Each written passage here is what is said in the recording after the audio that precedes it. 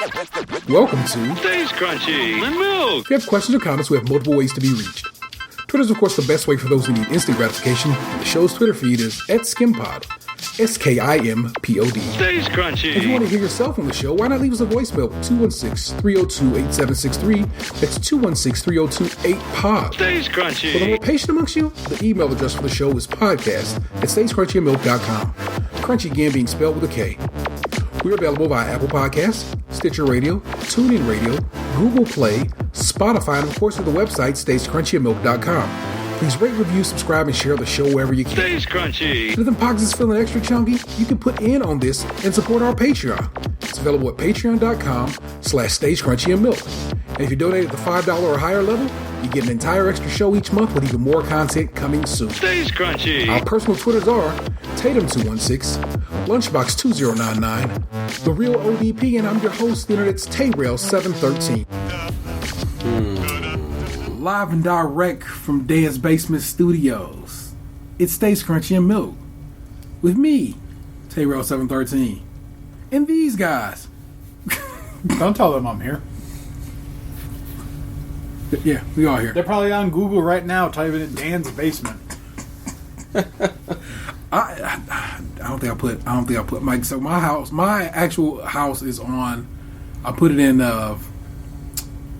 when it was just Foursquare back in the day before they split it off to Swarm. You know what I'm saying? So No, I don't actually. oh well, he know what I'm talking about. Okay. I know he does that shit. I don't do it. But So I know he does. it literally says Wilson Manor, and it is so ingrained into the system now that if you were at my house and swiping in Snapchat, doing a Geo-Tag, Wilson Manor is one of the available tags in there. So interesting. That's a thing. So The first time I did a WrestleMania party here at the house, I did the event page on Facebook, and for the address or the location or whatever, I just typed in my house. yeah, Because, I figured people knew where I lived, and if they didn't, I would personally give them the address. yeah. Well, somehow Facebook decided that it was going to find some place in the area that was listed That's as named my as my house. house? And some people who didn't know where I lived didn't ask me where I lived, and then they went to that place and were like, "Is this your house?" I'm like, "No, how did you end up there?" They're like, "Oh, it's on the Facebook page." I'm like, "What?" So I'm back to the page, and that's when I saw it, and luckily it was only 2 miles away. He said you sent them hoes to the trap house. Could have been anything going down. They really could have. 2 miles in the wrong direction get you real fucked up. Maybe not here, Not really, no. but in some places, yeah. Look, if you went 2 miles up the road like this way, you could end up in Secrets. And I've been there. Oh, it's not that bad. Sir. I haven't been there in a long time. Oh, my I got God. danced from a real thick chick once there, and I really appreciated her. It's episode 313. And she was friendly. And Good bedside manner. here we go. Bedside manner. What kind of dance was this? The last time I went there, some time ago,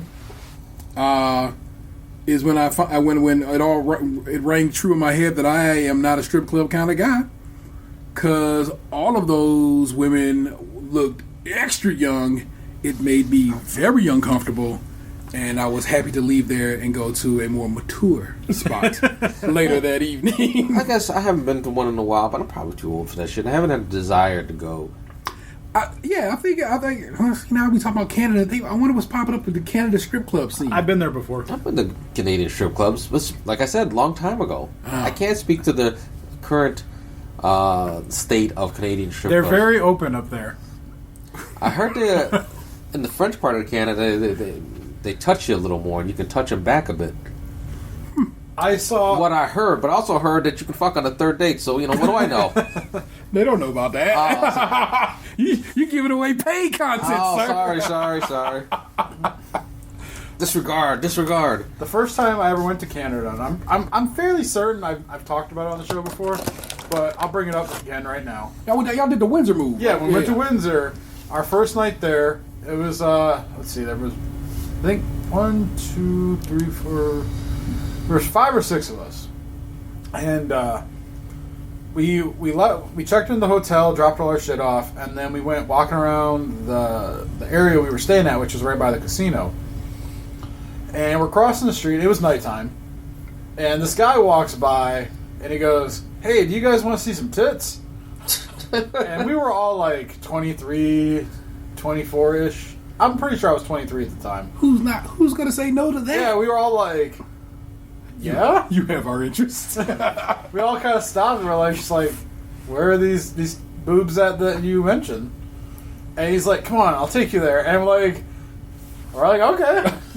So like now looking back on it, I'm like, that could have been murder. Yeah, that could have ended really badly. That's exactly what I was thinking. Like, you want to murder a bunch of like a group of young men in their 20s? Ask them if they want to see some tits. Yeah, they'll follow you anywhere. This could have been like a really bad hostel type situation where we all get gassed and then we wake up and we're all missing kidneys and shit.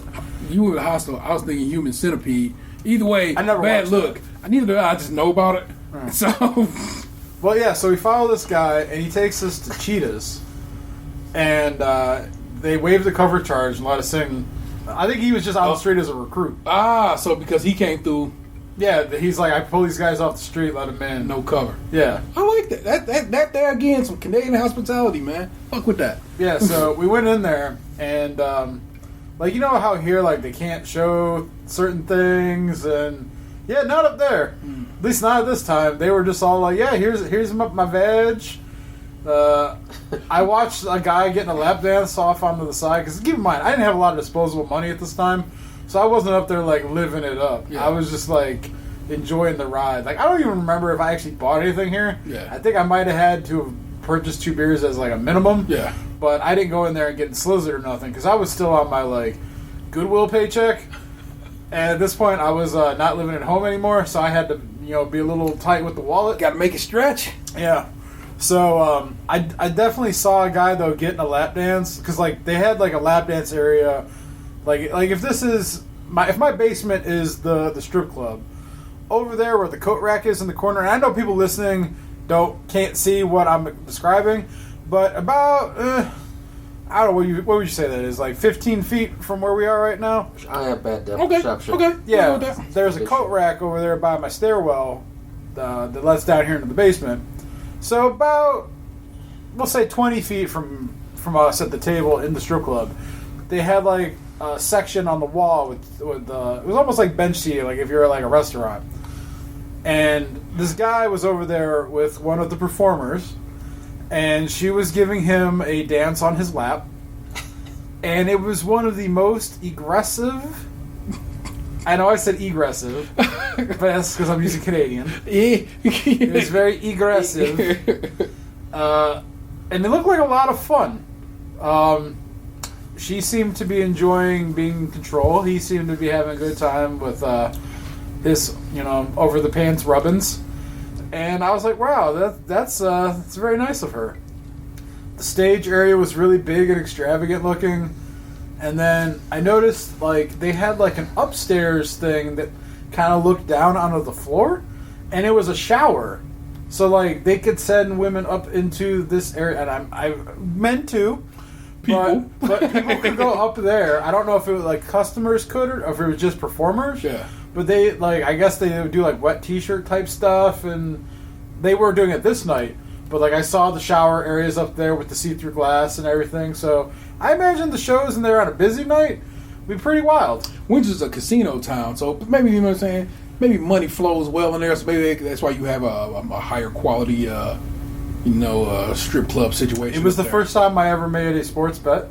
I remember I bet on Oklahoma to beat somebody, and it was when Sam Bradford was their quarterback, and I remember I won money. Nice. I don't know, get the sports book and shit. That's popping. Yeah. Well, that was like what I wanted to do. I didn't care about like playing cards or slots or anything.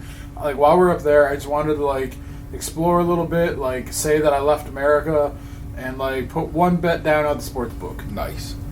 Many a year ago on this very show, I told y'all we discussed with y'all what used to be a fully nude bar here in Cleveland called Pinky's. And that was the first strip club I ever went to. And the reason I bring it up is like, that was gross. You never know what to do when all of a sudden you straight up got a stranger's vagina in your face.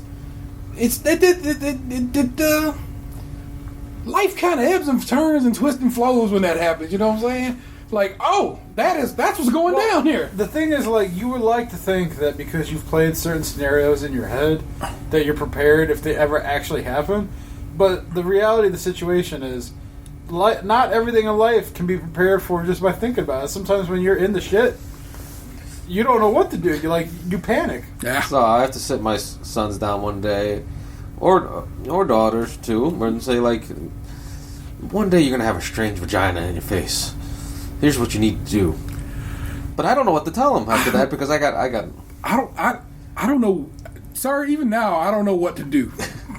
And that's true. I can't sit them down and say that because, like, I don't know. I am by the time you hear this, either half turned or I'm still very nearly 44 fucking years old, and there's some foreign just get thrown in my face. I'm like, what do I even do in this situation? Because in my situation at Pinky's, again, this is an old school story.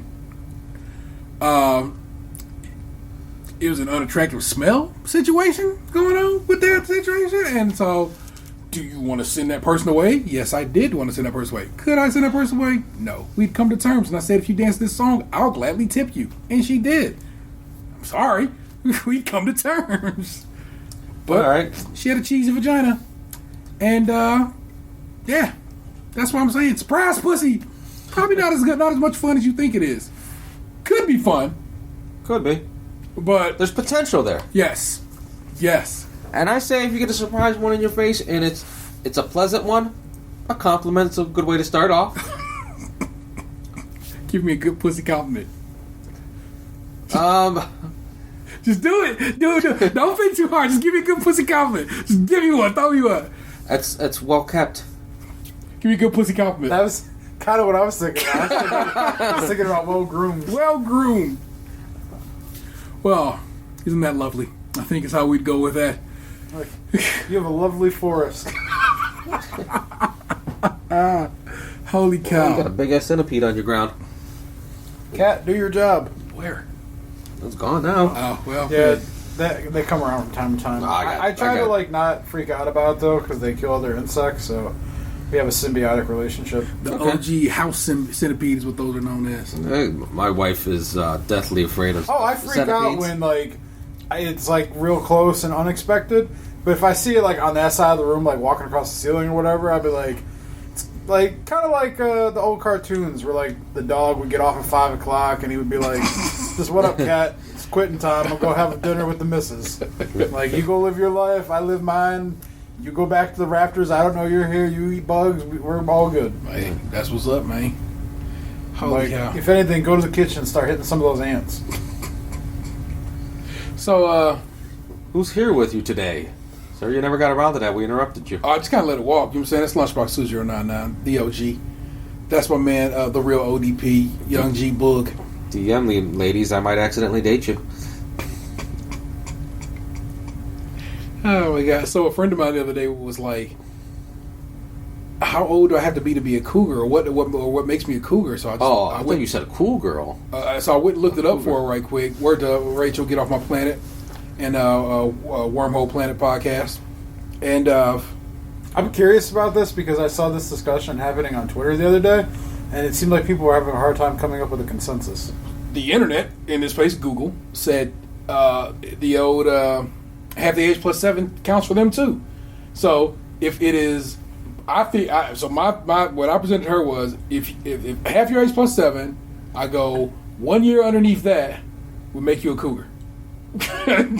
So that's your crossover line. So she decided that I think she said 27 is what she ended up coming to.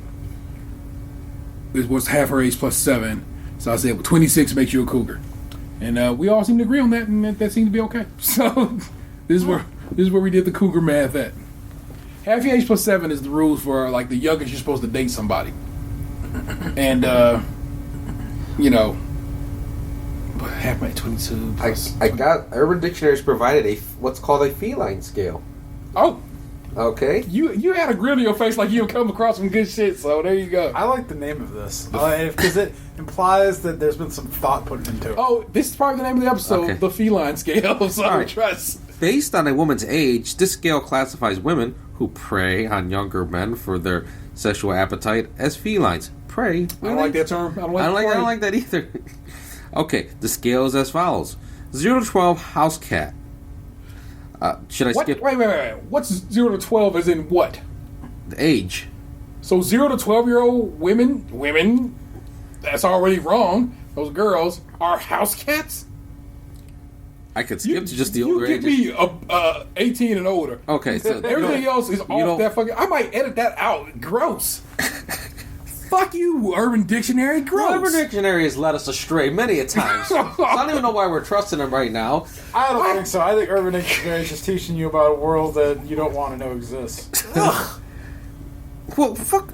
What 12-year-old's preying on a younger man? Like a 12-year-old dating a 7-year-old? What the fuck? Does that happen? I mean, does this really imply dating, or is it just classifying age groups of women? It says right here, based on a woman's age, this scale classifies women who prey on younger men for their sexual appetite. Alright, I stand corrected. That is gross. They should start off with 18. How many 12-year-olds are preying on their kindergarten classmates? Alright, we're skipping to 18. Okay. 18 to 21, wildcat. 22 to 29, lynx. Oh, alright, I'm going to read them, and we'll give our thoughts. You were judging hard. You was like, quickly, like, really? A lynx? Sorry. I'm just... Was thought put into this, or did someone just throw that up there? You right. Okay. Alright. 30 to 39, puma. Okay, I can see that. The majestic puma. Also, I think cougars and pumas are the exact same cat. Alright, I don't like how narrow they have cougar, but 40 to 49. I feel like that should be... I think you should be allowed to be a cougar for 20 years at least. What's after that? 50 to 59, jaguar. 60 to 68, panther. 69, pussycat. You're... Okay. You're so funny. 70 to 79, cheetah.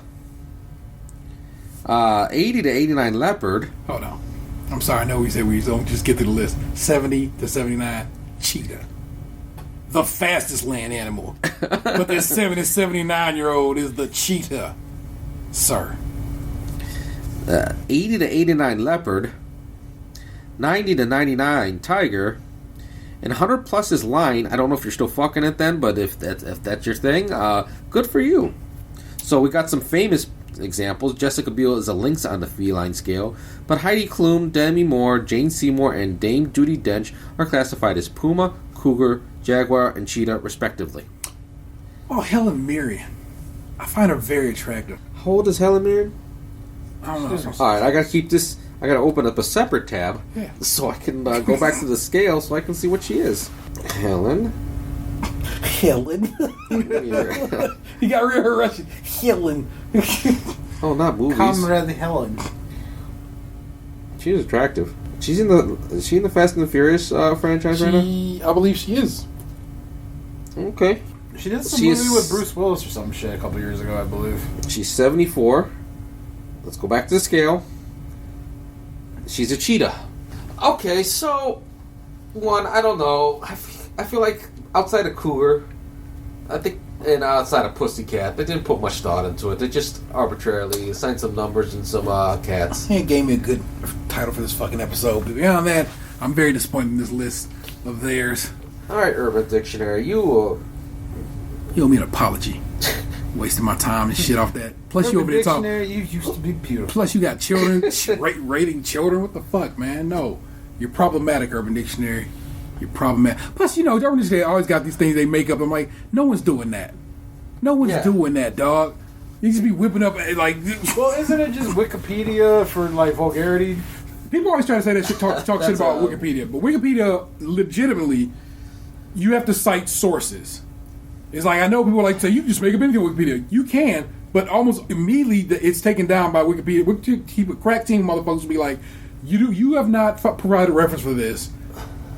You have X amount of time to provide a reference for it, or it's coming down. So that shit is not, I'm saying Wikipedia is way more better, way more useful than people make it out to be. And also, if your teacher's weird about, I'm saying, I know if you're young enough to be listening to teachers who say, you can't use Wikipedia as a source, No worries. Just go to Wikipedia's sources. Use the bottom of the page. They have fucking some of the best footnotes in the game. And you can just go to the source that they sourced. And there you go. You found a source that wasn't Wikipedia. Oh, if you have a teacher, why are you listening to this show? We're talking about surprise pussy here. Go to bed. Surprise pussy. Probably your, I have to tell you, other title. I have been... So, I have been dabbling into the dating pool. And I decided that I'm going to start telling, prospective people that I do the show with you guys. And every time they ask me what it's about, I'm always like, oh, it's about like curtain topics and sometimes what's going on in our lives or just wacky scenarios that we come up with.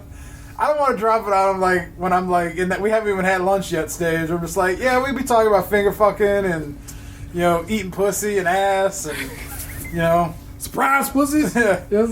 We live in old strip club stories. It's like so I am talking to a lady right now, and I just last night told her about the show, and then I explained what I just said, and she goes, oh, that sounds so fun. I love when conversations are random like that. It makes it interesting. And I'm like, if you only knew. You get into some weird territory. But you know what? To be fair, we don't talk about specific instance of eating pussy, just eating pussy as a concept. We also...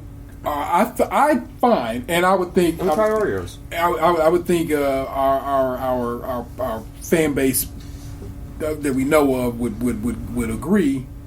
We're very pro women, and because of that, I think that everybody's like, oh yeah, they're not like assholes. They're silly, but you know what I'm saying, and they have their moments. But it's like we're never in here talking shit like these dames did this, that, and the third. Nah, it's like we always out here like. Chicks is awesome. I mean, I would just like to think that empowered women would still want their pussy ate. Yeah, for sure. I think those are the ones who would probably like make sure they pussy get ate. I mean, I guess, yeah. So I guess, we're just discussing it. We're not talking negatively about it. I mean, hell, I think for those who've been listening to us for a long time, we even maintain, get your strip on. If you want to be a hooker, be a hooker. As long as you're not being forced into it and you willingly do it. Please be safe, though, if you're a sex worker. Oh, yeah. For my sex work, be as safe as you can. I know this country, most of this country still looks down on sex work, but they will get over it. All these things are things that this country will have to get his ass past, and hopefully it'll come sooner than later. But it'll elect a man who's partaking in sex workers, so, what's that?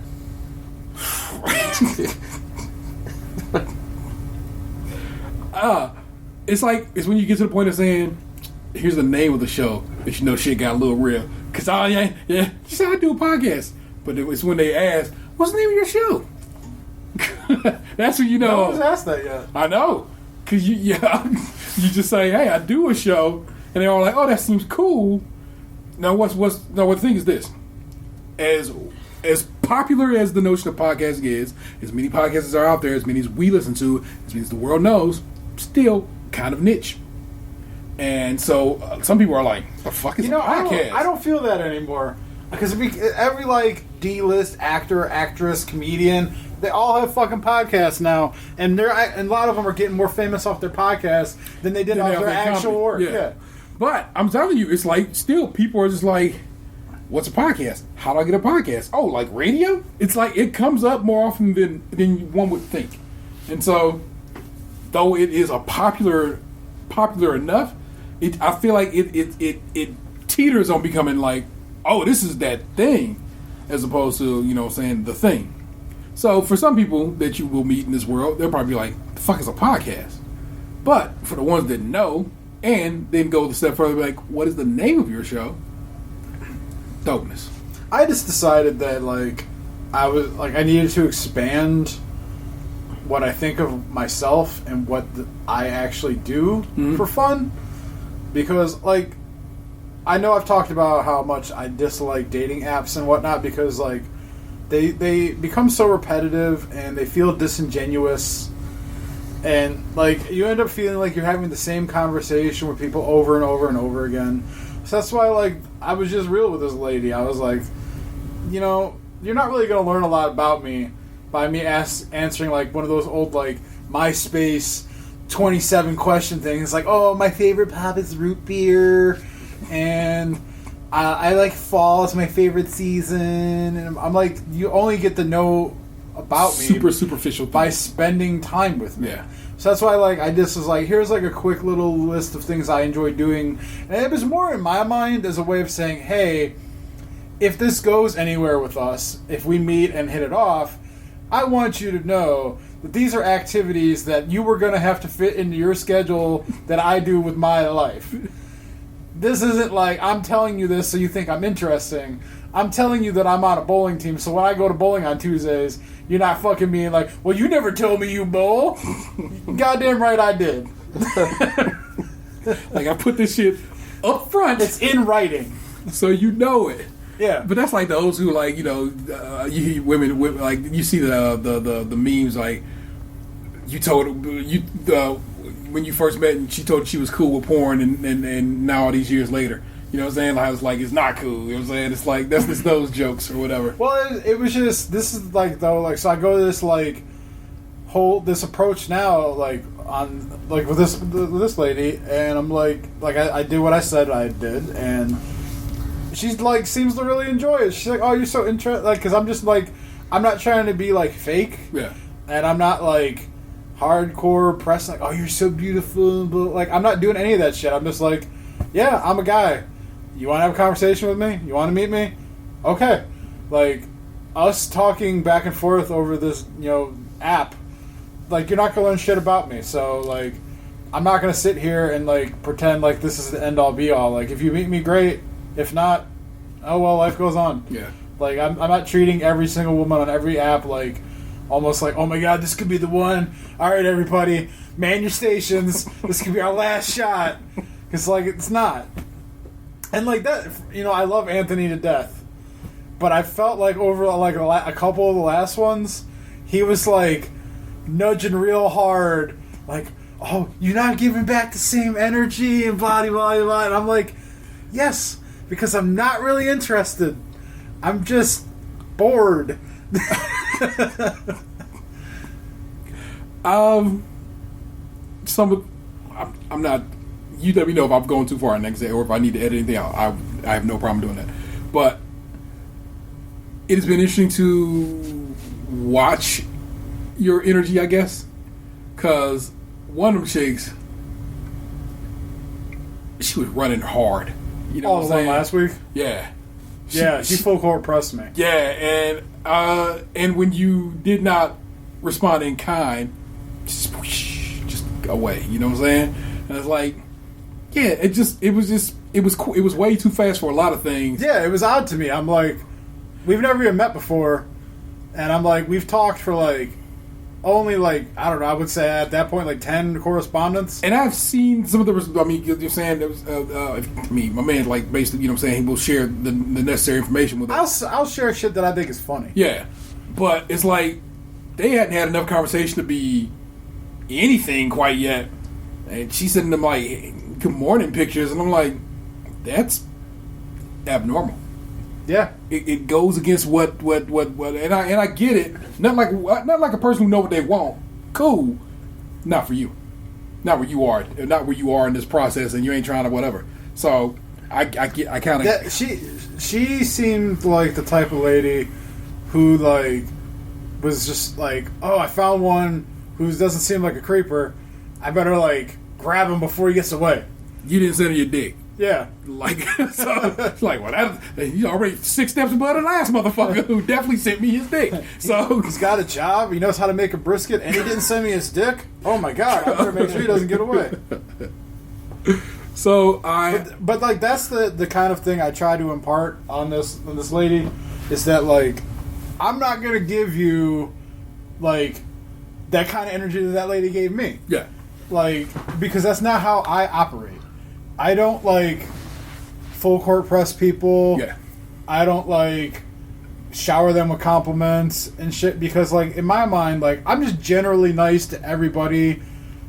Like at least I try to be off the rip. Now I can be shitty if I come to dislike somebody or if they do something that I think is like fucked up. But like I generally try and start everybody off with a clean slate. Yeah.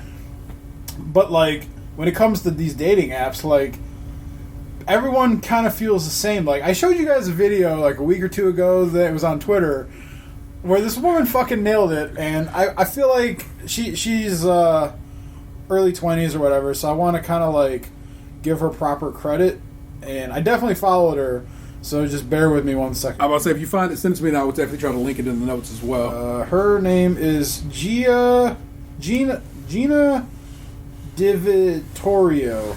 GINADIVITTORIO on Twitter. And again, it'll be in the show notes. Yeah. She did this video where she recorded herself, like, basically having, like, can we play it and, like, not get a copyright? Yeah, it's her. It's her. It's her credit. talking on Twitter. Yeah. Like, she has it on Twitter. Yeah, it's a public thing, and we are definitely giving her credit. So okay, so I'm pulling it up here, and here we go, found it. So she, like, I think she's, like, based on her Twitter profile, she said she's, like, 24, from Wyoming, and she is currently living in New York City. I was about to say, is she in Wyoming trying to date? That must be the worst. But No, because like her Twitter profile says something like Wyoming 7, New York 4, and she did this 49-second video where she apparently is on Hinge. There was an article, someone interviewed her after this video went viral, and so she was on Hinge, which is one of the many dating apps that are out there right now, and she basically made this, like, reaction video because she talked about how, like, everyone's profiles start to feel the same, and so I'm just gonna play it right here for you guys. I'm naturally beautiful, but I don't know that I am. I love this show. Holding The Office. And tacos. Whoa, a fish. I love reading, because that means I'm not a whore. I'm passionate about vague things, but also easygoing and laid back. And chill. So chill. Wow, a boat. I also eat. I'm spontaneous, but not in a tattoo way. It's so refreshing to meet someone who likes dogs. I also like having fun. Wow, Machu Picchu. I'm outdoorsy, but not more than you. I love watching movies, but I don't know a lot about them, so you have to tell me the important ones. I think it's so cool you're an entrepreneur, and not just unemployed. I'm naturally beautiful, but I have... And, like, so there's, like, some satire in there and everything, but, like, a lot of the shit she said is, like, it's the fucking truth. Like, I know I've harped on it on the show before, but it's, like, a lot of these profiles I go on there, it's like, oh, I like beer, and I like watching The Office, and who wants to buy me tacos? And I'm like, that's literally just you want to eat some food, and like, that doesn't tell me anything about who the fuck you are. So that's why, like, I don't give that, like, aggressive energy to any of these people, because they all feel the fucking same.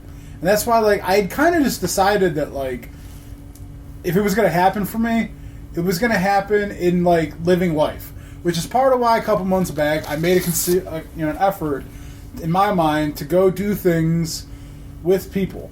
Like, rather than shack myself up in this house all alone, you know, every day watching TV and not talking to anybody, I was like, okay, hey, my buddy wants to go do this thing. I don't give a shit about it, but people will be there. Maybe I'll meet someone and have a conversation. And, like, I kind of forced myself to do these things. And, like, part of it was, like, I felt like I was growing more distant from people in my life that, like, I actually enjoy hanging out with, so I kind of wanted to make sure we didn't fall off. I stopped using, like, these apps for the most part, really. Like, I couldn't tell you the last time I went on Tinder. In fact, I think they sent me a notification a couple weeks back that they deactivated my profile for inactivity. If you log back in, it goes right back to the pool. I don't like that. In fact, I feel like that's kind of bullying. Hey, fuck you. Well, no, I mean, think about it from, like, a perspective of, like, you going into a pool to, like, find a prospective match. And they ain't even using and the there's app 100 anymore. of people in that pool and 99 of them ain't actually using the app. You're wasting your time. You know So, what? Thank you for that. Yeah. I need that perspective. Yeah. You owe Tinder an apology. Yeah. Tinder's out here trying to look out for people's benefit, and you're trying to tear them down. I don't like. I feel like Tinder was picking on motherfuckers. Won't you get back out here, man? Shut the fuck up, Tinder. Nobody asked I mean, yeah, like that really was like a, hey, are you sure? And I'm like, I'm sure. Maybe it was good cop, bad cop. I'll be honest, come out man. there like, you're I never got anything good off Tinder. Okay. But I'm also not like that dude who like people don't really like attract to me because of my looks. If anything, I'm gonna have to talk your panties off. If I'm being honest, like I'm okay. I'm like an Ohio 5, maybe a 5.5 with a good haircut. So,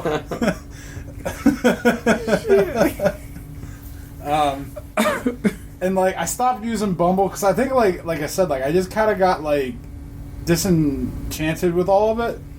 I don't even know how like Hinge, like I've had like the Hinge thing. It's like they like match you. Well, they suggest people to you almost like every day, and like I didn't have the notifications turned off, so like I would go on there and I'd be like, I'd either yay or nay, and so that's how I ended up talking to a few of these people, and I don't know, like that's where the super aggressive lady came from. Yeah. There was a few other people on there. Now Hinge is is that I'm not to try to take credit from it. That's the one I recommended because I want to say I heard Nicole Byer talk about Hinge. I don't know if somebody else told you about Hinge besides me telling you about Hinge, but I think that's one of the ones I was like, you heard of Hinge? It is one that you messaged me about. Okay. I didn't know if you were on it yet. I think is what it was. And I was like, hey, are you fucking with Hinge? Because I don't think I was. Right. So I think what happened was you messaged me to tell me about it. I signed up for it. I barely used it. And then a couple months back, we had the Spice Girl incident. yeah. And I told you that was how I met her. And you're like, what's Hinge? It's like I told you about Hinge. I forgot I told you about and then Hinge. you fucking forgot about it. That's about how my mind works. That's about accurate.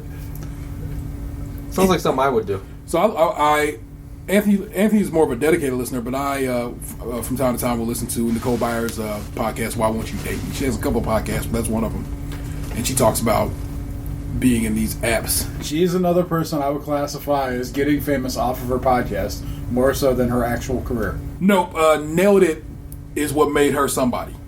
We like I said, people who know sketch comedy in California know Nicole Byer. Her podcast is doing the damn thing. Nailed It is what made the world know Nicole fucking Byer. That show got the Emmy nomination. I never heard of her before the podcast. That's interesting. So, like I don't even know what the hell Nailed It is. Nailed It is a Netflix cooking show where people try to go on there. Oh, this is the thing Anthony talked about? Yeah, literally. Anthony, like, tells me about so many cooking shows that, like, I tend to get them all kind of confused. I'm not a fan of Nailed It because she's a great host of it, but I don't like the people on that show. Like people who like, I can't cook, and I'm like, that's horseshit. I really enjoyed the dating one that we saw that was on Instagram. Yeah, when they were like, we'd eat some food together and shit. Yeah. That was a fun show. I wish they would have did more with that. Yeah, but well, you know, all these people trying to make social media happen. So then it's like, well, it didn't take off like I thought it would, and they just stopped making the show. But the combination of Nicole Byer talking about these apps.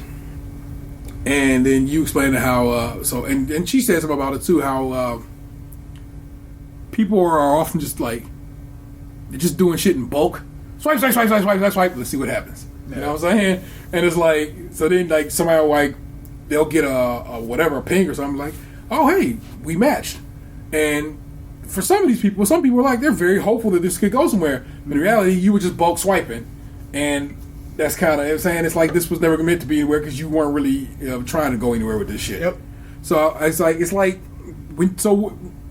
a combination of like Nicole Byer and you explained to me how trash the app system was. I'm like, goddamn, it must be hard out here for a pimp. I mean, think about it. We came back from Canada. Yeah. And I matched with the lady in Lakewood. Yeah. And like I matched with her when I was waiting for you to come to the car rental place. Yeah. So like I drove your car there and I matched with her when I was in the parking lot. Yeah. I extended her, so like on Bumble. I only opened Bumble because we were in Canada and I was trying to see how many I could hit while I was up there. So Yeah. I was being trash bag up in Canada, but I just was like, I was looking for like, you know, just to feel good. A little validation. Nothing wrong with a little I wanted to validation. feel pretty. Yeah. And I'll tell you, the 10 No, the 5 minutes I had it open, Canadian women love me. But yeah, so like, I was talking to one Canadian lady while we were up there, and she was super nice. She even talked to me for like 2-3 more days after I got back to the States. Yeah. And then there was another lady who was up there who was talking to me and seemed real disappointed that I was going back to America.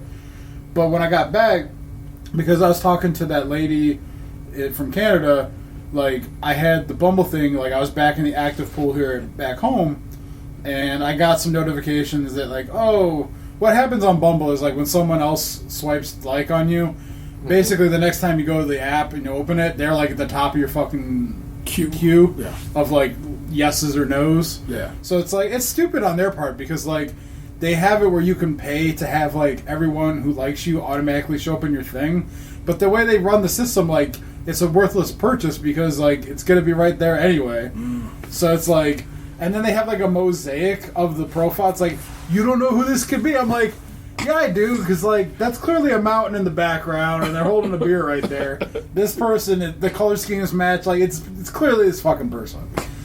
So, but, like, this lady from Lakewood was at the top of the thing, and it matched the mosaic and everything. I was like, oh, she seems okay. So I swiped yes, matched. And then it's like almost a whole day went by, and she, like, on Bumble, the lady has to say something first. Yeah. So she didn't say anything to me, and it was like they have 24 hours, and if they don't say anything, the match goes away. Okay. But, like, as the guy, I can extend it one time for 24 hours for free. Yeah. So I was like, I was on there talking to the Canadian lady, and I saw that it was about to expire. So I was like, fuck it, I'll extend this for one day, and we'll see what happens. Yeah. I extended it, and then, like, 5 minutes later, she messages me, and she goes, hey, what's up? And I was like, oh, hey, and I talked to her for, like, a couple correspondence, and then she goes, yeah, I messaged you because I saw that you extended our match. And I'm like, wait a minute.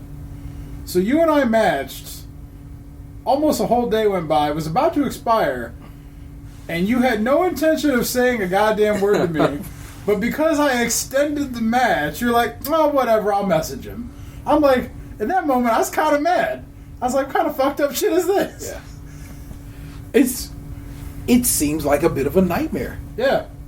And so it's like, back in my, I'm using an app situation. I used OkCupid when I was after my marriage was ended. I was out there trying to date a little bit, and I tried Plenty of Fish. Plenty of Fish got me a lot of naked pictures, but not a single date. But OkCupid, I went out with a few, met a few ladies on and went on a couple of dates with. But that was a very specific website, and it you know, it has very specific rules and shit to it. It wasn't just swipe. They I feel like they in the app world, in the app space, they've gamified it a bit. Yeah. And that's not what most of us are out here trying to do. I feel like it's like the people who are like a bulk mentality who don't care about, like, I would guess relationships and stuff, or like just looking to get laid. Yeah. It's great for a numbers game. Yeah. Because you got an infinite pool of people that you could, like, potentially just shack up with for a night, depending on, like, your, I guess, attractiveness and the quality you're willing to look for in another person. Mm-hmm. Other people... what? Sorry, go ahead. Other people who are looking for more of a relationship, I think are going to have a harder time, because you're going to run into the people who are doing the bulk swipe, like Nicole Byer said in your scenario. Yeah.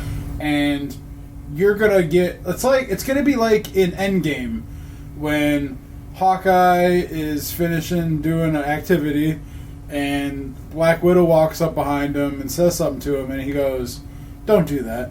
Don't give me hope. Don't give me hope. So it's like someone who's, like, looking for a relationship is going to run into that, you know, one-nighter, and it's going to kind of, like, I would say, kill their enthusiasm a little bit. Yeah. And so it's like, it becomes like this, like, hyper-aggressive pool of, like, people looking for different things, and then you get, like, the no contact, and then it's like, it's really difficult situation to navigate, and that's part of the problem with modern society. Yeah. Because we're almost, like, too connected in a way that, like, it forces you to be real shitty to disconnect. Yeah. And then, like, so you know, the other spin is, like, so if you try to, like, people introduce you to people, or you meet somebody at the bar or something like that there, and when that doesn't function, I suppose, it's like, may I never have to date again. Good Lord. But also, it's just like, I don't know, man. It has been interesting to I don't know, ride along. I'm saying, and see this experience from from this outsider perspective. But also, it's just like, it's exhausting, and it's exhausting to me who has nothing on the line at this point. It must be just. It almost must be like almost spirit breaking for people who are in the middle of that shit and having to deal with that nonsense. But that's the thing that over the last couple months I've gotten better at handling is that I just treat it like it doesn't matter. Yeah. And if something ends up mattering out of it, great. Yeah.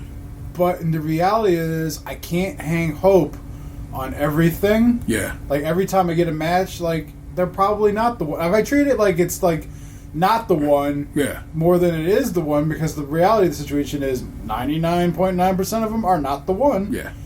Then I can move on with my life, and it doesn't bother me anymore. Yeah. Like I just treat everyone like a stranger, and if we never talk again, great. Yeah. It's fine. You really do realize the numbers game. It's fine. Yeah. There's plenty more people out there to talk to. Like, you got options. Very, very, very mature and very real, and I like that. And I think Nicole has come to those terms herself. She, if you ever listen to Nicole Byers' podcast, I know, I can see what she does sometimes to like push people away. But I also think she thinks she wants to be with somebody more than she actually wants to be with somebody. It's that sort of mentality that it scares me a little bit. It's the people that scare me are the ones that like it's like almost like not being in a relationship scares them so much that like they just want to be in a relationship so bad because they want to be validated and safe. Yeah. So not so much as like they actually care about the other person. Yeah. That's why that lady last week scared the shit out of me. Yeah. Because I'm like, you don't know shit about me other than like 3 little factoids that I've told you. And you're over here sending me good morning pictures and like wanting to like have dinner already, and I'm like, I mean, I get like having dinner, that's an acceptable thing and that's part of it all and everything. Yeah. But like, she seemed super excited and I didn't understand why. Yeah. And like I feel like she like we said earlier, she was just super happy that I wasn't a psycho, and she was just going to ride it out. I bet you, if anything, if I would have went to dinner with that lady, she probably would have tried to marry me within 2 months. That's the impression I got. Like, it was hyper aggressive. Yeah. And it's like, part of me is like, I'm like hoping that those people find happiness and what they want. Yeah. But I'm also like wondering if what they're looking for is what they actually want. Yeah. And I think it's well, now another flip is it is difficult for a black woman to find love. Like, there's statistical analysis of this. Black women and Asian men have the hardest time finding love in relationships. I think they just would come together. And in some situations, I'm sure that's what is and what has happened. So it's also a little bit of that too. It's like she gets people who are, oh, you're Nicole Byer. I want to holler at you just because you're Nicole Byer. She told a story of how she had a guy. It was basically like, who's trying to, like, I think he might have been always, it was like, who trying to eat my pussy tonight? Nicole Byers very aggressive in that way. And some motherfucker said, I'll eat that pussy. And she's like, great. And gave him her email, said, all right, let's hook up and let's get this pussy ate. Because Nicole Byers wasn't playing that night. She wanted to get her pussy ate. And dude comes through, and she's like, I can already tell that, like, nah, he wasn't into this. And more, and probably, I think when it was all said and done, when she like looked him up later or something like that, clearly a gay man who just wanted to kick it with Nicole Byer, but did not realize Nicole Byer was trying to get her pussy ate. She was really trying to get that pussy ate, dog. Where was she on the feline scale on this one? I closed that scale. So I just it's just, I can go by memory. Like I said, so it's like I feel like in that situation, like she's trying to get, you know what I'm saying, she's trying to get down to get down, and this motherfucker out here playing games. You know what I'm saying? This guy like get some bullshit. But I genuinely hope, like I said, that's the one thing I listen to her show is like, everybody's always like, you're so sweet, you're so pretty, You know what I'm saying? You're so funny. You like it's like you have all these positive checks. It should be. You would think it'd be easy for her to find love. It gets exhausting hearing that, if I'm being honest, because people tell me the same kind of shit, and they're like, they give you this sort of like, I don't know why you're still single, but yet been single forever, so there's gotta be a reason, right? Yeah, I hear you, and so it's like I don't know what it is. I mean, like I said, sometimes I think Nicole's full court press is probably what's going to hold her back a bit. But also, again, it's okay to know what you want and to go for what you want. We shouldn't be. We as a society shouldn't be judging people for knowing what they want and going for it. That's good. One should do that. But at the same time, right now, so far, the right motherfucker who she is going for and wants, it hadn't worked out for her so far. Well, I hope that Puma gets what she wants. As do I. Like I said, I genuinely I appreciate her comedy. I appreciate her sense of humor. I like her show. I don't fuck with Nailed It, but that's since I'm weird about that. I get easily embarrassed. I'm empathetic to a fault. So when motherfuckers out there just doing terrible and shit, and I'm just like, I'm feeling bad for them but I'm also like just embarrassed for them. And so it's like I can't enjoy that show like some people. Some people can watch like shit like that and then like, well, that's great. And I'm like, I can't. It fucks with me on a level, so I can't get down with that shit. But I'm happy you shared that with the listeners. I know how normally you keep that pretty close to the chest, but it's good to share because there might be some out there in your situation who needed to know that, you know what I'm saying, when it always comes down to it's just the old adage, there's other fish in the goddamn sea. And it's a goddamn big ass sea.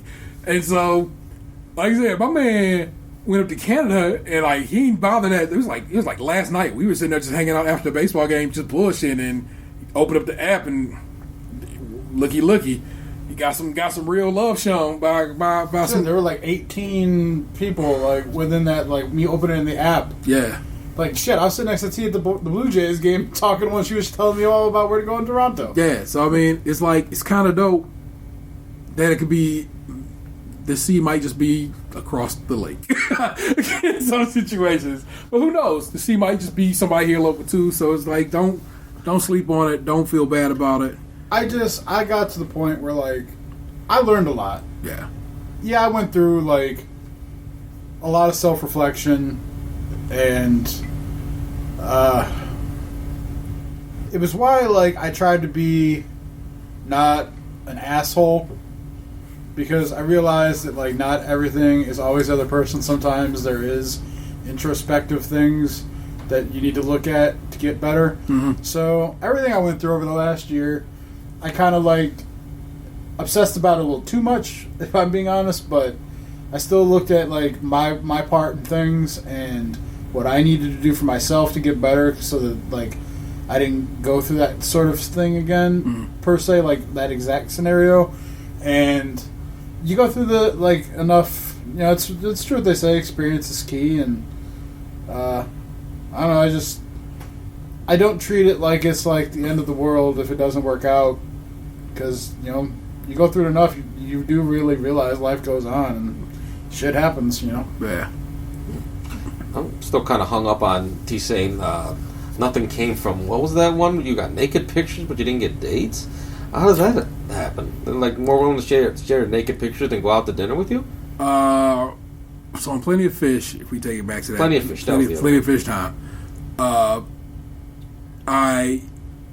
think it's because of the way I ended up having to expand my range, because Ohio just wasn't happening in Cleveland, so you expand it further out, and as the state go further out. So one chick was from Findlay, Ohio, which is about 90 minutes southwest of here, I think. And one chick was from, I feel like even further out in Ohio. And yeah, he's super flirty and sent a lot of naked pictures. It was like, it's kind of dope. But you didn't go out with her. They just live like forever away. You know what I'm saying? Like forever away. And it's like, there's rules in this life, and you can't travel more than an hour for no action. You can't. Don't do that to yourself. You sent your pictures. You're going to get action. It was still more than an hour away and that's too much travel for action. But I can just jack off. I feel like all right. So Chappelle had a comedy special back in the day, and he had a little blurb about what was the girl's name? Something Smart. They got kidnapped. Yeah. Angela Smart or something like that. Amy Smart. Amy Smart. And he was talking about like how like you can't kidnap me around shit I know. That's my bus stop. I'm 3 exits from the house or whatever, you know. And I feel like there's some truth to that, in that like if some shit goes down, I want it to go down in an area I'm familiar with, so that I know how to get the fuck out. Mm-hmm. You can't be driving 2 hours away to an unfamiliar area to get some strange nookie hookup. Like, if some shit goes down, you don't know where the gas stations are. You don't know the quickest way to the highway. If you get kidnapped and you break out of the house, you don't know what direction to run in. I guess that's a good point. I talked to a woman who lived in the old Brooklyn section of Cleveland. It's a neighborhood we have around here. And I got her address, went to her house, and I was like, I didn't even know this part of old Brooklyn existed. And I drive around that general area. I've driven around, you know what I'm saying? You know, you hit the main thoroughfares overway. This shit was, you had to come down, like Fulton or whatever, cut this way, and then jig this way right quick. Shit, even then was like, where the fuck am I? You know what I'm saying? Well, yeah, it's because like you drive around Old Brooklyn. Yeah, you don't drive in Old Brooklyn where life. And so I can't even imagine. Like I said, I'm not driving no. Look, I get it, gravy. It was some pussy 90 minutes away. I probably could have went and got. Here's the thing, and in this society too, women are fearful of men, and I get it. Yeah, for sure. But as a dude, I'm just as fearful in these scenarios, and not because I think necessarily like, oh, the woman's out to get me. Yeah. But I'm thinking like, what happens if like I talk to this woman for a couple days and we decide to meet up, and then I go back to her place. But back at her place, it's like 3 dudes ready to jump me and take my wallet and my car. Bruh. We did start this episode by saying, like, a good way to kill somebody would say, hey, you guys want to see some tits? Yeah. See how that comes back around, people? God. Look, Rod from the Black Hole Tip coined this adage, or at least I will give him the credit for this adage, and that is, your dick is not your friend. When I first talked to my son about sex, told him the same goddamn thing. Your dick is not your friend and will lead you astray. Don't listen to it. Yeah. It's a fucking liar, and it's only looking out for its goddamn self. I was telling a dude the other day, I'm like, look, man, I cannot holler at this one woman because it will fuck up my situation. I'm trying to be real vague because I don't want to give too many details. Right.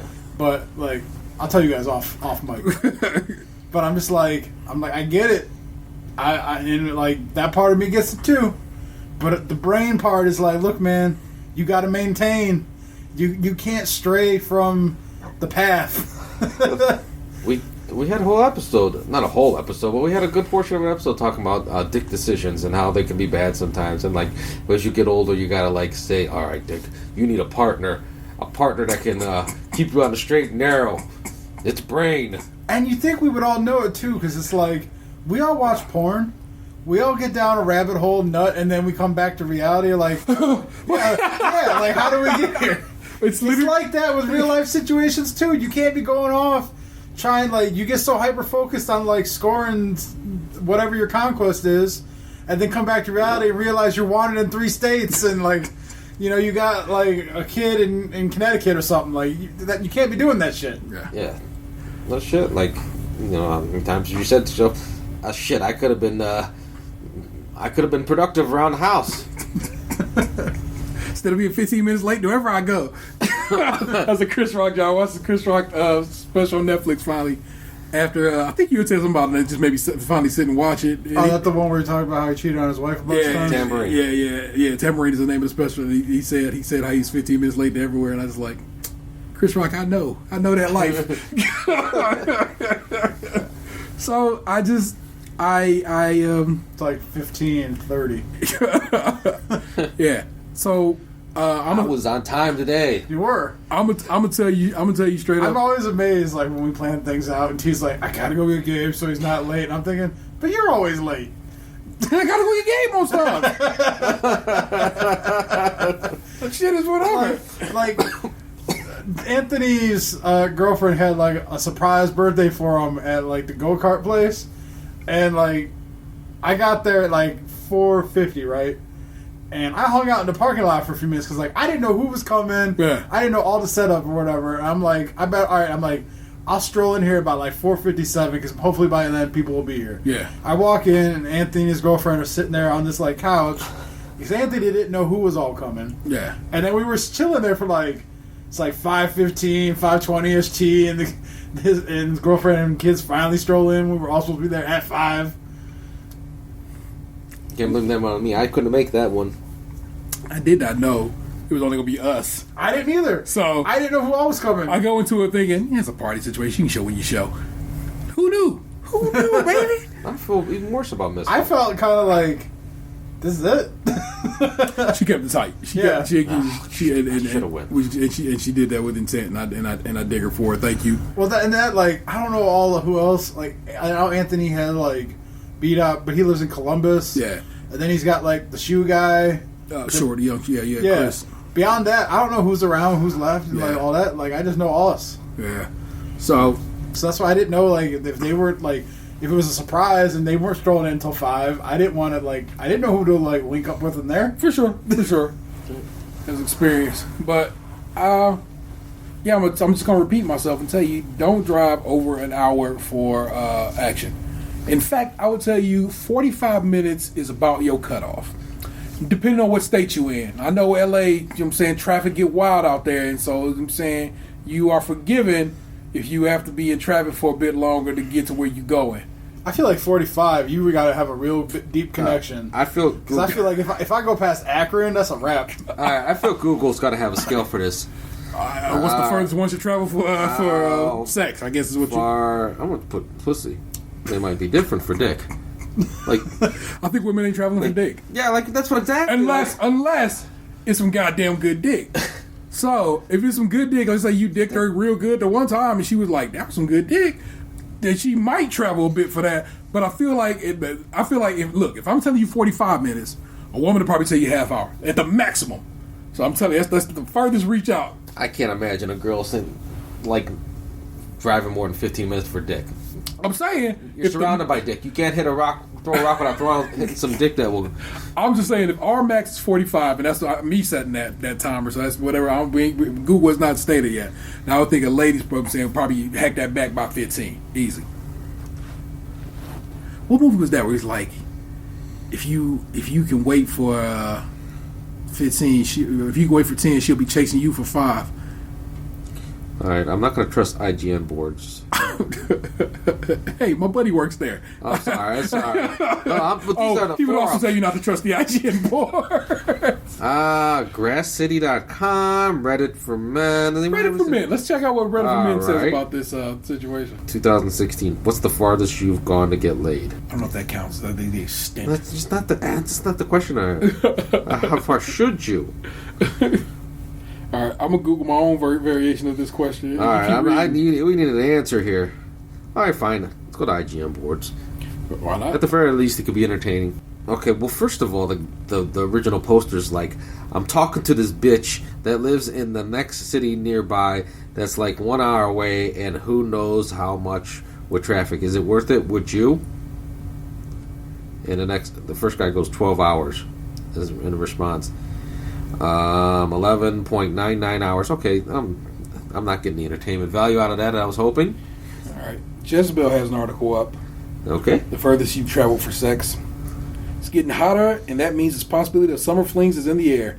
Summer used to be my favorite time of the year when I lived in West Texas. It was blessed all day, every day with zero humidity. But in New York, it catches me off guard every year. I'm never fully prepared for it. I've moved roughly once a year since I got here. I always have to scramble to buy an AC in that time. The yearly search, which I'm about to embark on again, reminds me of one of the unspoken summer rules of summertime in the city, which is if you're going to bone someone anytime between the months of June and August, you must first make sure they have AC. It's okay. That's one good rule. I'm trying to see what they say. Man, so I type in how far should a woman travel for dick. Okay. and the first thing that comes up is how many miles of dick does a woman take in her life? And then everything else after that is like penis size articles. Okay, they really misconstrued. Women your are search. real good at hiding their truths. All right, nothing actually showed up in that article that gave me a direct answer. Was the furthest you've traveled for sex? Because here's Yeah, what I got think. ratted the furthest you've gone to get laid. Here's what I think. I think the woman, if they're on the prowl for dick, they don't travel. Yeah, They put out the beacon for the dick to come to them. Yeah, It's like delivery. Uber dick. Whereas, like, the guy, if he's on the prowl for JJ, he's the one considering the distance to travel.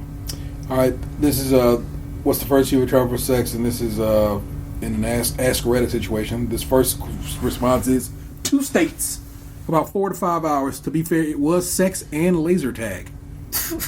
Well, I mean, laser tag, shit, like that. I would travel 4 states just for laser tag. Tag with some lasers. Tag that ass. Right. This gentleman says 4 hours and worth every minute. This person says, I don't drive, they come to me.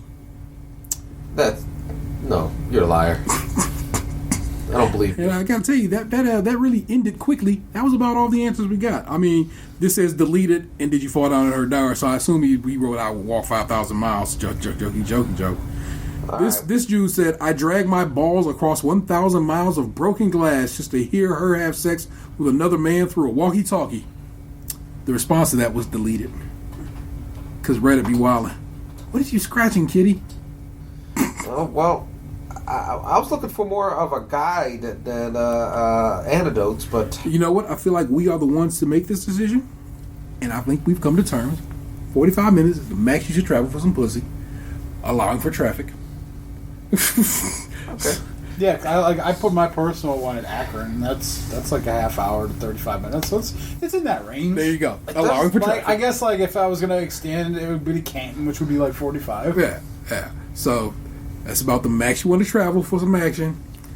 You want to know the neighborhood you're going to. At least know it. Like I said, you want to at least have a good layout of what's going on over that way. I think of it kind of like, could I watch 2 episodes of Seinfeld in the time it would take me to get there? But there's got to be exceptions considering like All rules famous- have exceptions. there's got to be like famous pussy. Like I mean, we're driving pretty far for Neil Long, right? Famous pussy, assuming they'll send for you. Right? You know what I'm saying? Assuming they will summon you. Then the globe literally becomes open at that point, because if they have sent for you and provided for you the means to get where they are, worry not. Right. I'm not the guy that's going to be summoned by famous pussy, so it's just a hypothetical, really. Who knows? When the robots take over, You know what I'm you saying? could be the first one they call. So Since you've expressed your love. I never did that. Don't you misconstrue my. Don't you put that evil on me, Ricky Bobby. look, I mean, look, we in this instance, because it's our show. Yes, we can be the arbiters of this. But what do you, our listeners, our dearest and closest personal Hollis, have to say about this? Do you think one should travel further? Do you think one should travel less?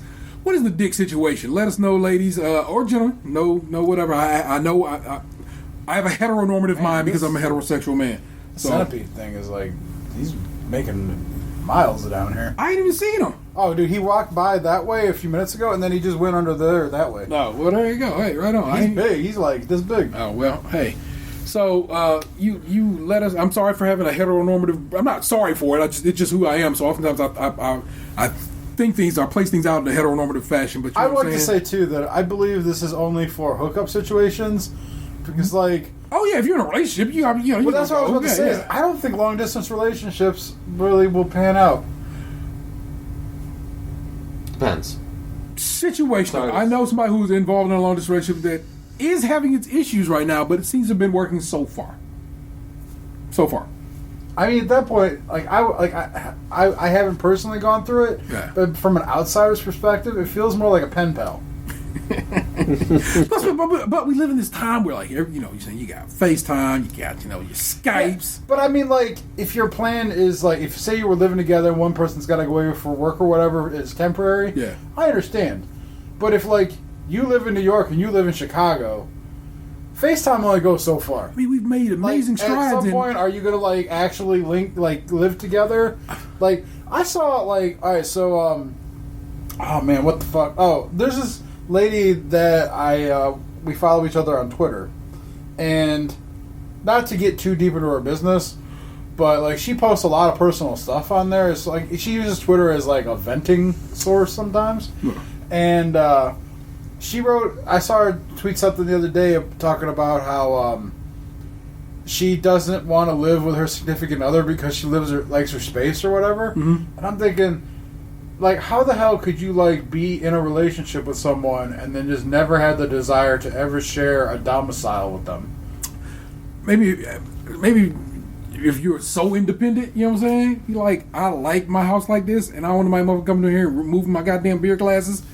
You know what I'm saying? I understand it. I'm not saying it's whatever, but I can fully grok that. I can understand that. I guess, like, it just at that point for me, it feels like that's not a relationship. You're just friends who fuck.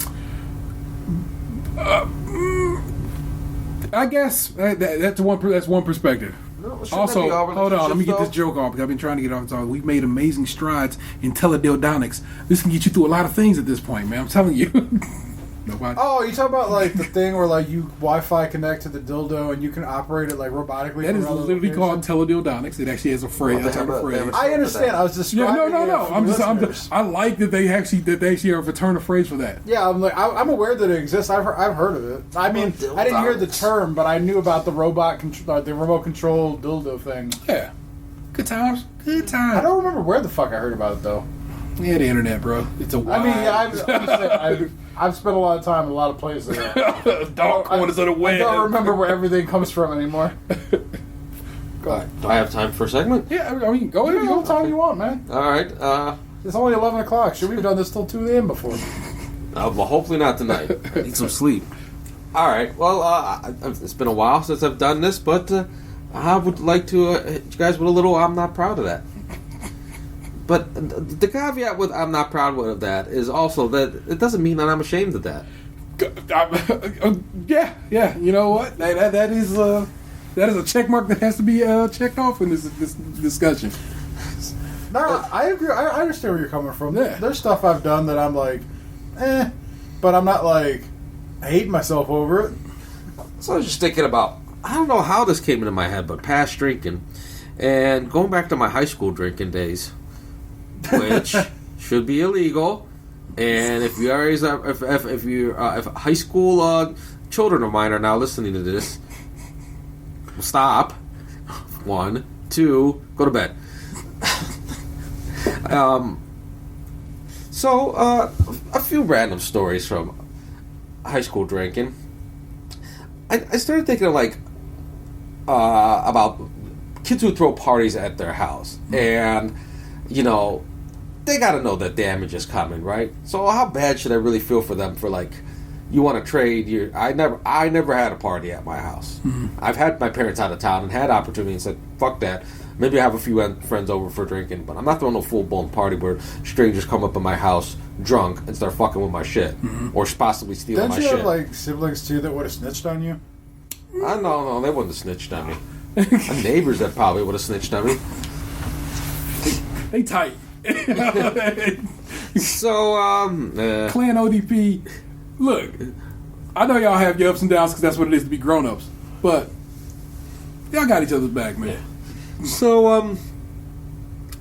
I don't even know the name of this particular girl and how I ended up at her house, except that maybe a friend of mine was a friend of somebody who might be possibly going over there, that kind of shit. Yeah. I am already drunk by the time I get there. I drink some more when I'm getting in there. Eventually, you gotta piss when you get a drink. Now, you don't know where this is going. Trust me, you don't. I'm assuming urination's involved. Well, yes, urination's involved. I'm peeing, and as I'm peeing, I'm losing my balance, I'm leaning forward, and then crash my head through a window. Why is there a window over the toilet is a good question to start off with, right? Or is there other questions that should be... It's a question. It's a question. It certainly is a question. There's a question mark at the end of that sentence. Yes, that is true. No, I know what else you guys are asking. Don't worry, I was wearing a hat, so no, I did not get cut. I was okay. But I hear immediate screams of, "What the fuck was that?" And I'm like, look, I don't know what to say except I'm sorry. And but I didn't ask, like, that is a weird place to put a window, right? That's not just me, because I was thinking it at the time.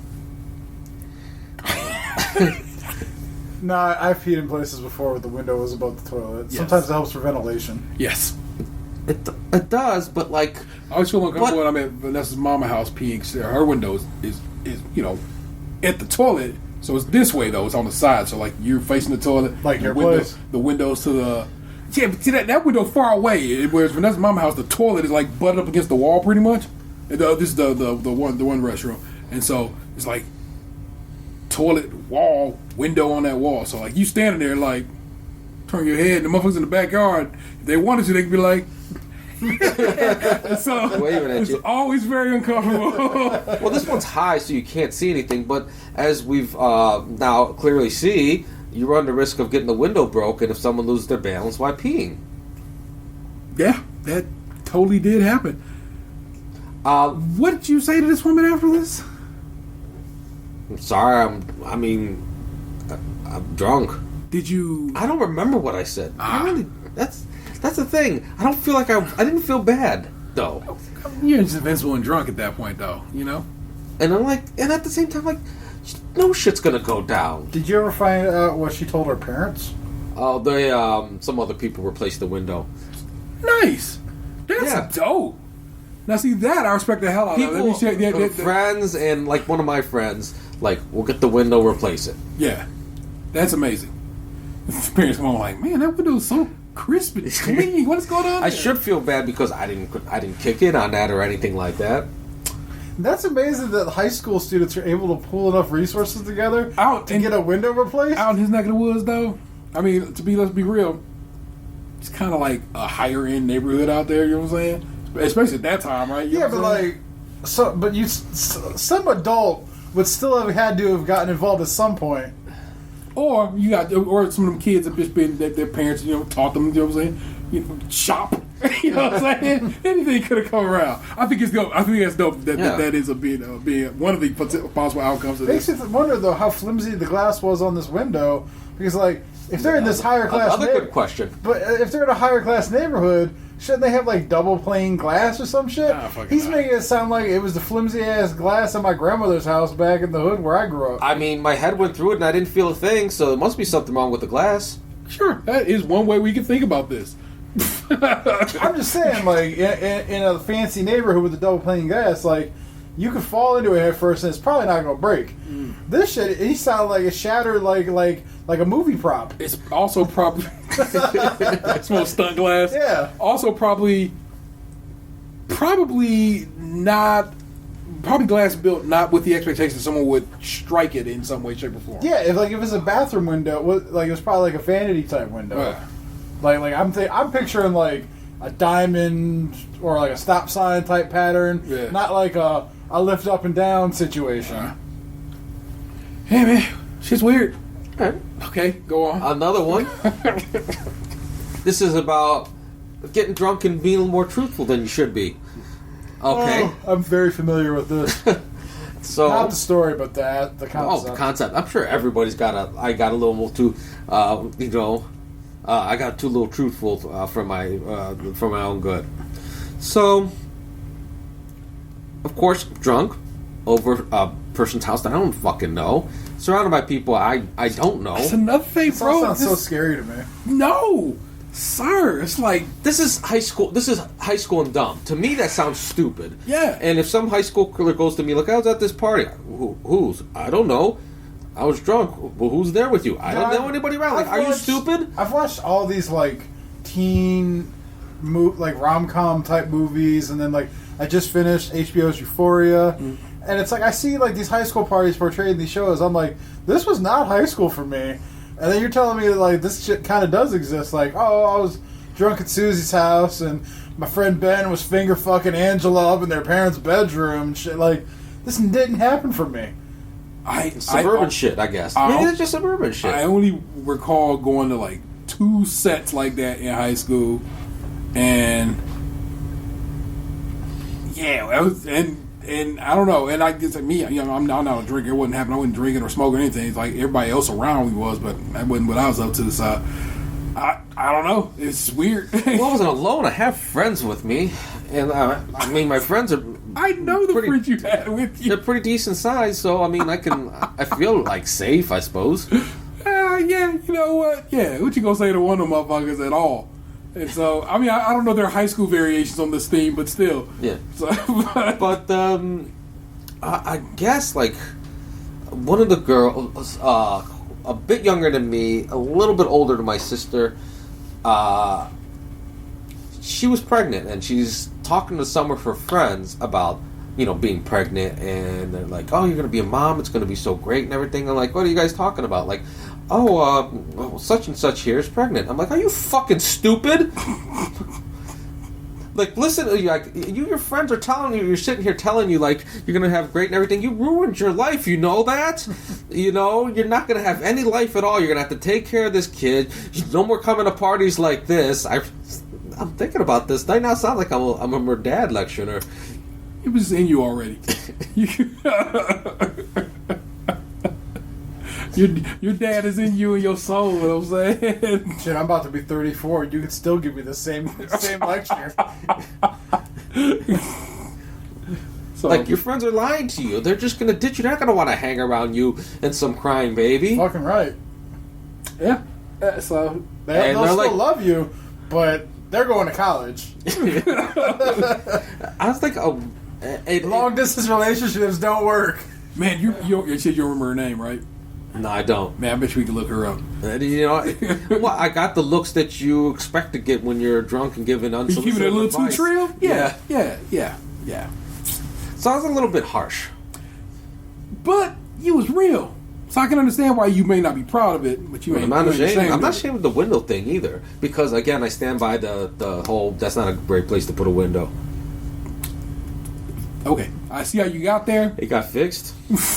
I feel like on that one, you're just trying to justify being drunk and having shit For sure. balance. For sure. You're really reaching on that one.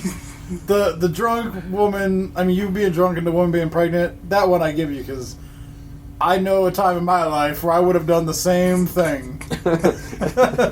Now I've kind of reel it back in and I go, oh, are you happy? Well, that's all that matters. Yeah, me now. That's probably the thing I would say. Like, if it's not In my mind, though, I'm gonna be like, "Oh, bitch, you fucked." in my mind, also like, not my daughter, not my problem. Fair enough. Man, I feel like I was robbed of one good story though, because I'm like drunk in a hotel. It's like after prom weekend or some shit like that. And I said, "Hey man," I said to some guy I don't know, like, "Hey man, can I borrow your lighter?" And I take the lighter, I lit it, and I stood up to go put it next to the sprinkler system. And somebody snatched me down before we can see what happens. I feel like that's, like, that could have been interesting. You stole a good story from me.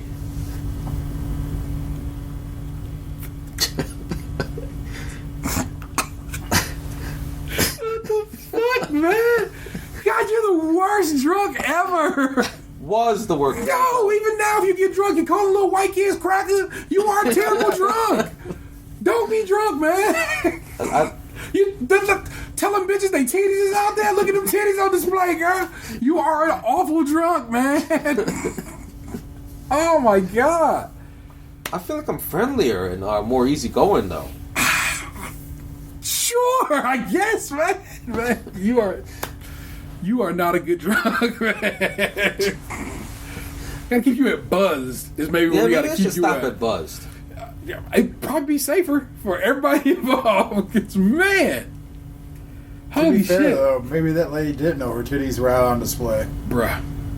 It is rare that She's women the one that don't put them know on display. that they titties on display when they on display. I know. I watch this like YouTube food review guy a lot, and for a couple videos there, he was partnered up with this Italian woman.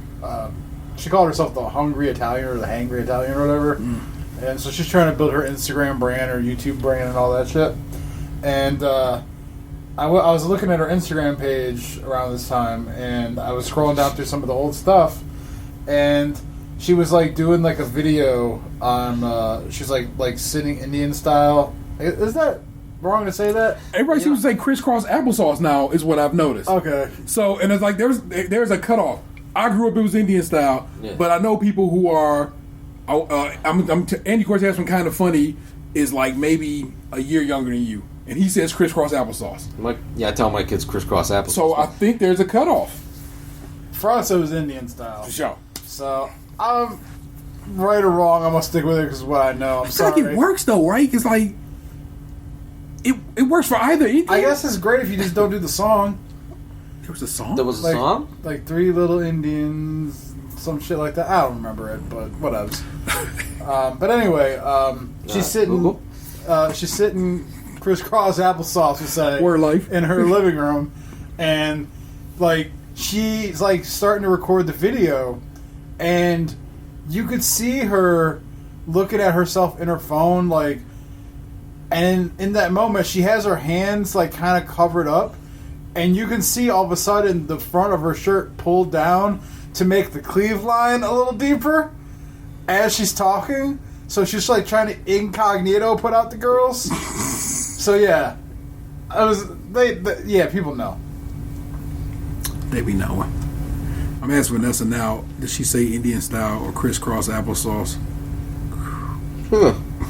Well, that presents an interesting question. Oh, by the way, that was I'm not proud of that with the real ODP. If it's not inherently offensive, like there's nothing offensive about. Well, okay, I shouldn't say I'm not in a position to say what's offensive or not because I am not Indian, Not Native American. not Native American, not Indian. I'm not. It's the same, I guess, like thought as far as like the baseball team name goes. Yeah. I can't say the Washington football team's name because it really feels like the N-word. It is really a slur. Yeah. Right? It's a straight up slur. And I'm like watching the preseason game last night because they played our Cleveland Browns, and the announcers always just keep saying it and saying it and saying it, and I'm like, I'm not trying to be that like 2019 like super woke, like everything offends me type person. I do think some things are stupid and like should go away or whatever, but like I don't get like in an outrage. Yeah.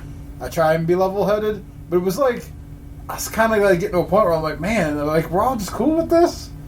Like this really does feel like they're just calling them the Washington N-words. I'm like, it's kind of fucked up. It's like why when it was brought to my attention that people were saying spirit animal is fucked up because that's it's a deeply native tradition for some peoples and like don't say that shit because that's you are not down with that team and you don't fuck around with I that. used to love So, saying that. You guys fucked that up for me. I go with Patronus now. It's so easy. It makes perfect sense and it's fun if you especially if you're down with Harry Potter. You know what I'm saying? Like, oh shit, my Patronus. I mean, if you're being real about it, you just whitenized a Native American culture.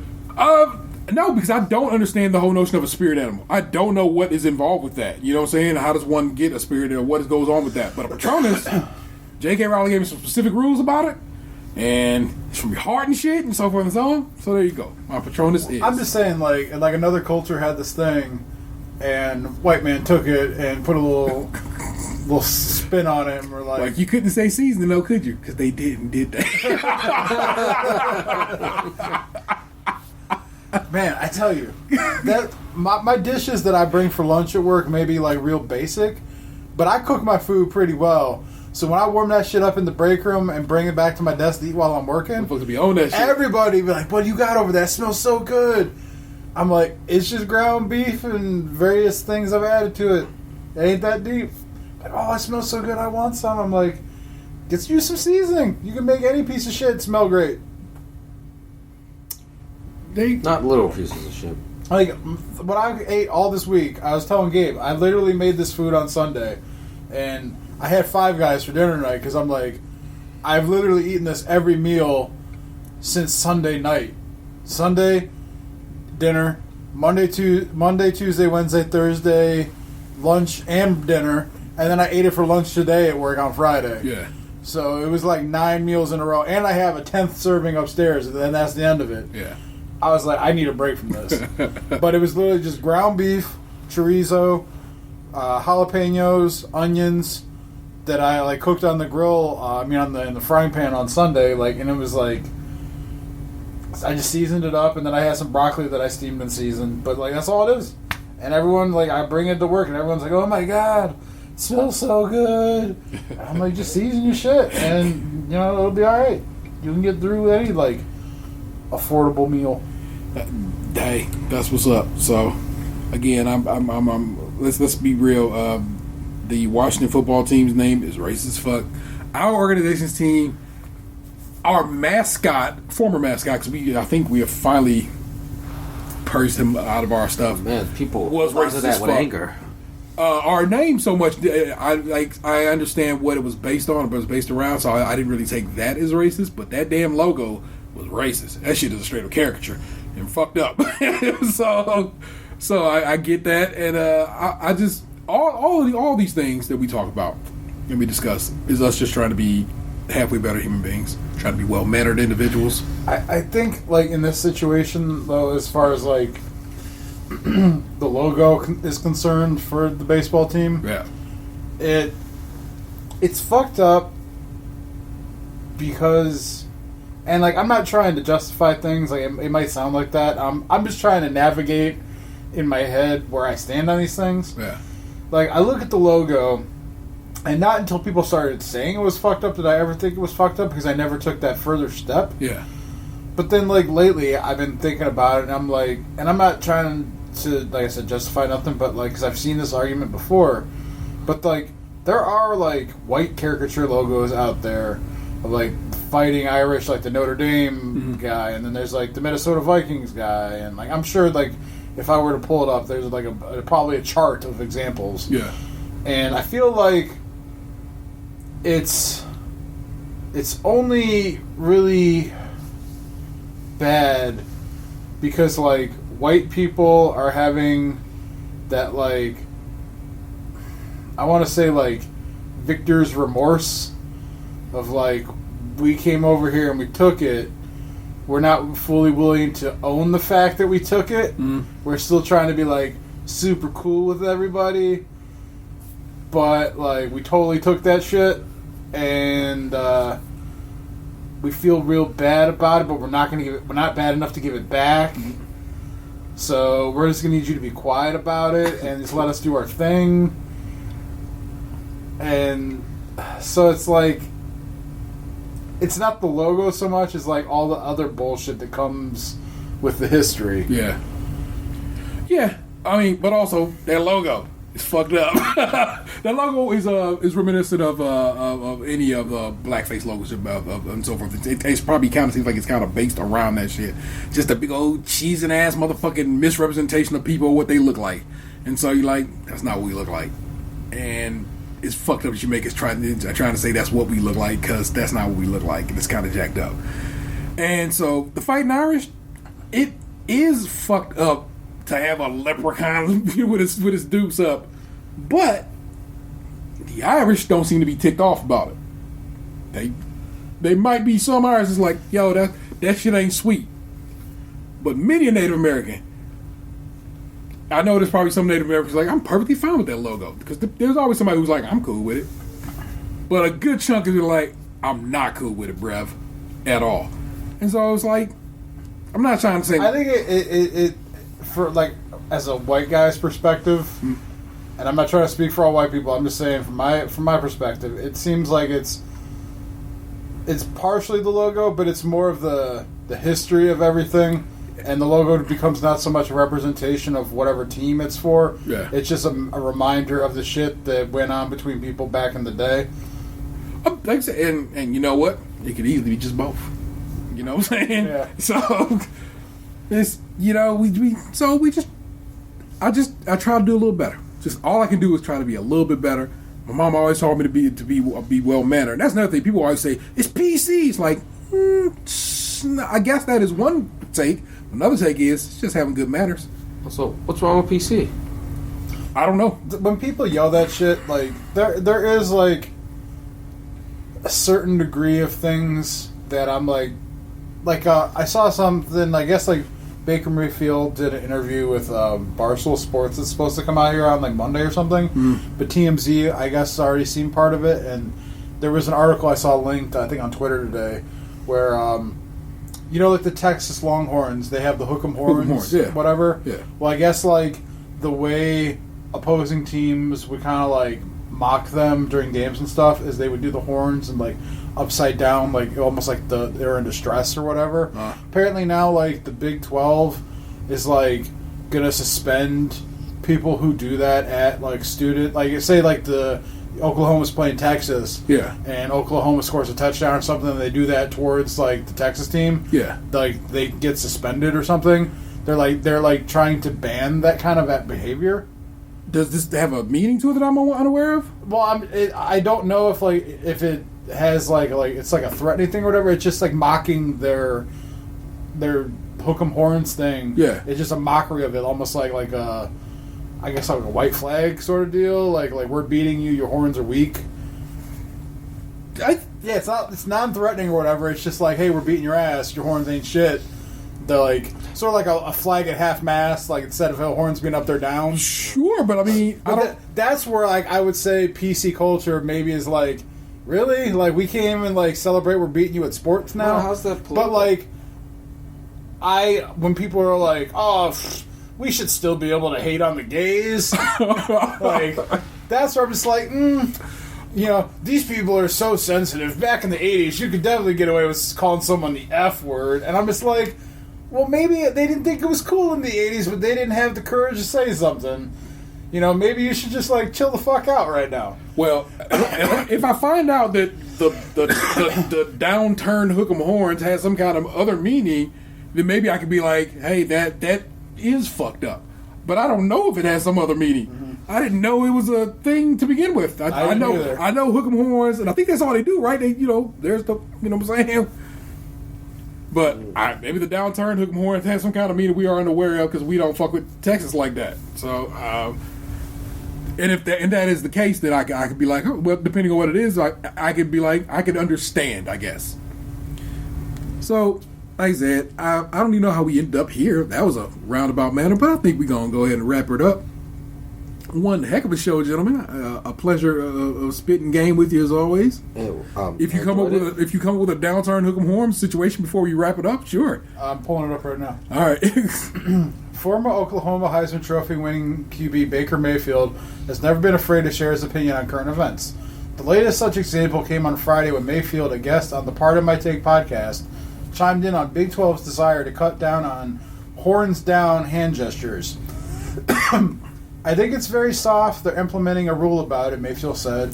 It shows the sensitivity of today's day and age. At Big 12 Media Days in Arlington last month, conference coordinator of football officials Greg Burks weighed in on the matter after being asked how the league will respond to the gesture should players flash the sign going forward. The quick answer, it depends. If somebody scores really quickly, turns to their cheering section, and it's real quick and moves on, we'll probably not react like that, Burks said. If they happen to turn to the other crowd or the other bench, or it's a prolong toward another player, it will be treated like any other unsportsmanlike act. So see, picking and choosing when it's okay. Regarding Texas players and coaches, some have stronger sentiments on the gesture than others. Quarterback Sam Eilinger, following the West Virginia loss last fall, wrote on Twitter, I remember every single team and player that disrespects the rich tradition of Texas by putting the horns down. Head coach Tom Herman on Tuesday, meanwhile, simply said it was flattering we were on so many other people's minds. As for players who have the urge to make their mark in the horns down lore, Regardless of true intentions, Burks has one piece of advice. By rule, anything prolonged and designed to bring attention to the individual rather than the team is a foul, Burks said. My advice is that if you want to do that back in your bench area. Mayfield hasn't been shy to throw down the horns down in the past. And then there's like a picture of him, like various pictures of doing it. And then like a couple of videos. Wow, there's like 7 videos. But anyway, so yeah, all it is they're basically mocking the logo, the hand gesture that Texas is known for. It doesn't have any like necessarily a meaning of like fuck you or like your mom's a bitch or anything like that. It's literally just Texas does the hook 'em horns. They're getting beat or something happens. Horns down, like you went down, like we beat you. That's all it is. And they're just like, oh, you're disrespecting our culture. We can't have this. Hey, only one person said you're disrespecting our culture, and that was the quarterback. The rich tradition of Texas horns. And but it's stink enough to where like the commissioner is just like, hey, that means if you're gonna say fuck you to them, do it over by your own cheering section. Texas being a big enough school, probably with a big enough sway in that conference to be like, they're not gonna be talking. They're gonna be talking shit about us, okay, buddy. And pal guy. I guess I get it. I don't see how that's PC per se. It just seems unnecessarily whatever about that. But I get it. You don't want motherfuckers wilding on the other team. I guess you can't do that because it's college ball. I don't know, man. I'm not offended by it, but I don't have a rich tradition. Texas. I'm not from Texas with a rich Texas tradition of barbecue and shit. I know Ohio State, they're not allowed to perform the O with their hands anymore. I mean, don't we have gloves with the O in the middle of it? You just do that like rocking the motherfucking building. Well, yeah, they made. I don't know. It was a thing. Maybe I don't remember. No. Whatever. That's just the. So what you're telling me is in these specific instances, that's all we got. Is the NCAA is sometimes a bit overreaching in they shit. Oh, so. Did you see the shit that they're doing to the muscle out Rich Paul? Oh yeah. What's better about that is I'm almost positive he is about to finish up his degree right now because I think Braun took care of that. It's like, oh, don't worry. I saw that because Braun had it on his Instagram stories the other day, and I was like, wow, look at this bitch made behavior. It's okay. You think you got the muscle out Rich Paul, and all of a sudden all you've done is made him stronger because it's like, oh, you want me to get my degree? I'm already pretty good at what I do. Sure, I'll get a degree and become that much more wise into the ways and take your stupid tests. That's nothing. You have to go take a test at like NCAA headquarters or some shit, right? Is a part of that whole situation becoming a well, and then it said like you had to be certified for like 3 years or something. Horse shit. All the way around. In fact, and I would think he probably could like sue and be like, I'm grandfathered in for anything. I was already doing this shit before they changed these rules. Fuck them. And anyway, that's some shit you gotta look up into. I'm not gonna delve too deep into it.